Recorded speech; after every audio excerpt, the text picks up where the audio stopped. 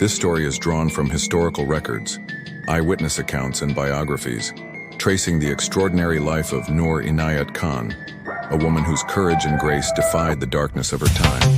Born in 1914 in Moscow to a Sufi mystic father, 𝗪𝗪𝗜 Inayat Khan, and an American mother, 𝗪𝗪𝗜 𝗪𝗵𝐴, raised amidst music, poetry, and the gentle teachings of peace, a life suffused with spirituality and love that seemed worlds away from the brutal chaos of war. Yet destiny, in its quiet yet unyielding way, drew her into a crucible where the soft light of her upbringing would be tested against the harshest shadows of human cruelty. She grew up between the serene gardens of India and the bohemian streets of London, learning the delicate art of harmony, yet the world demanded of her a different kind of balance. A life where serenity and danger would coexist, where love for humanity would collide with the necessity of deception, where her own heart would become a battlefield of fear and courage. In 1940, as the thunder of Nazi conquest rolled across Europe, Noor, driven by a sense of duty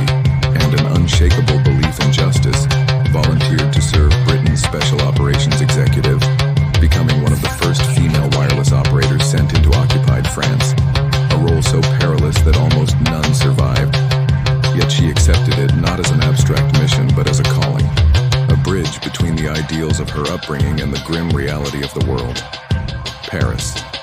a city of light and love, had become a city of shadows and whispers, and Noor moved through it with a delicate combination of invisibility and presence, carrying a wireless transmitter that became both her lifeline and her potential death sentence, sending coded messages across invisible waves that could turn the tide of operations. Each transmission a thread connecting resistance cells, each keystroke a quiet act of defiance, her small hands trembling yet precise, her breath measured, her thoughts racing through every possibility of capture, betrayal, and survival. She disguised herself with the elegance of a princess and the cunning of a seasoned spy, mingling at cafes, moving along cobbled streets lit by flickering lamps, slipping into safe houses that smelled of damp wood and fear, always alert, listening for footsteps that might belong to the Gestapo,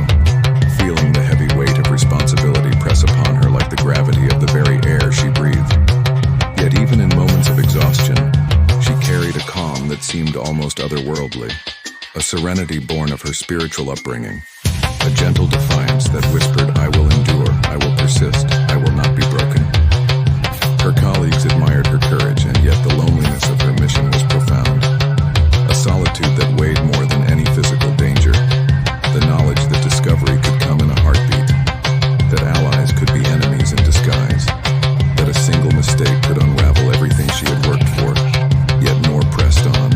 balancing her human vulnerabilities with extraordinary bravery, transmitting message after message, each one a lifeline for thousands of lives. Each one a prayer wrapped in coded letters, a dance of light and shadow across the city of occupied hearts. She formed quiet bonds with members of the French resistance, understanding that trust was a fragile flower nourished carefully, guarded fiercely, and even as betrayals and captures unfolded around her, she held firm, navigating a maze of danger with a grace that seemed almost preternatural, her every decision a calculated risk, her every smile a shield against despair, her every silence a testament to inner strength. Yet the walls of this invisible cage eventually closed in. The Gestapo, relentless and merciless, captured her, interrogated her, seeking to break her spirit, to force her to betray those she loved and the mission she had dedicated herself to. Yet she refused, enduring hours of torment, facing threats of death with a quiet dignity that made even her captors uneasy, a calm in the storm, a light that could not be extinguished, until she was ultimately deported to Dachau, where she met her final moments with unwavering courage, her life ending not with despair but with the quiet triumph of a soul that had remained true to itself, a spirit whose legacy would echo across decades, reminding the world that courage is not always loud, that heroism is not always visible, that even in the face of annihilation, one human being can shine with an almost mystical force, carrying the weight of untold stories, sacrifice, and human resilience. Noor Inayat Khan's journey is cinematic, a tapestry of light and shadow, a story where spirituality, love, and bravery intertwine,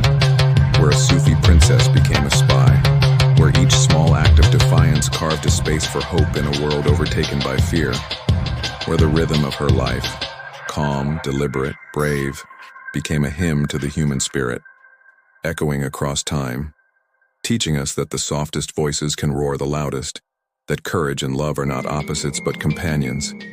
that a single life, lived with devotion, integrity, and sacrifice, can illuminate history's darkest nights, leaving an indelible mark on the collective memory of humanity, whispering to every generation that even in shadows, light persists, that every act of bravery, no matter how small,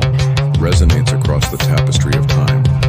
that Noor's story is not just a tale of war but a lesson in the transformative power of courage, faith, and the quiet insistence to stand for what is right, to love deeply, to resist tyranny, and to shine even when the world is bent on extinguishing that light, forever immortalizing her as a symbol of hope, resilience, and the extraordinary human capacity to confront darkness with grace,